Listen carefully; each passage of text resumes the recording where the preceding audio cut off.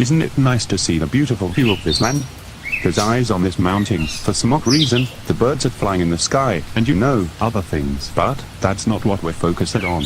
Instead, we're focusing on these three.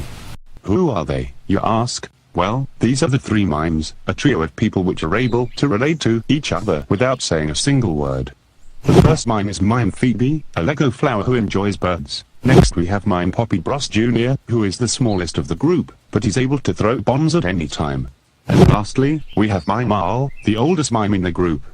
She's the only mime out of all of the three that knows how to play Pow Pow. Together, they go on various adventures, and each mime helps each other out. But today would mark the day that they would know something that they were confused about at first. Mime Phoebe was watching all of the birds, and Mime Poppy Bros Jr. and Mime Al were always there during this time, just in case if something goes wrong.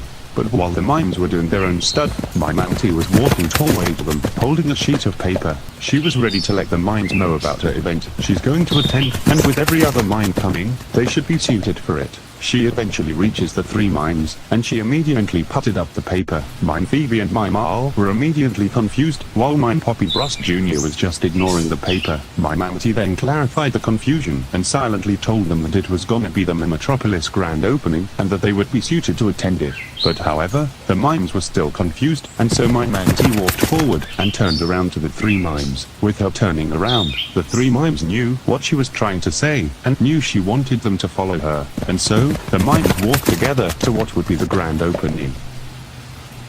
They eventually made it just in time, even though they were still images.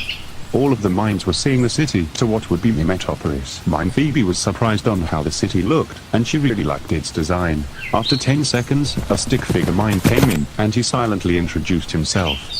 After he did that, the stick figure mime talked about Mimetropolis and how he has hopes for the city, because it was a place where every mime can live. And then, after he finished talking, he used his head to make the ribbon disappear. Everyone was silently cheering, as Mimetropolis was now officially open. Shortly after the opening of Mimetropolis, all of the mimes went to the game center to have their first fun in the city. Mime Phoebe is right now enjoying her time at the game center, and as we can tell from her face, she may be looking forward to doing more stuff in the city, along with her buddies. What will they do in Mimetropolis, you may ask? Well, we'll just have to wait and see.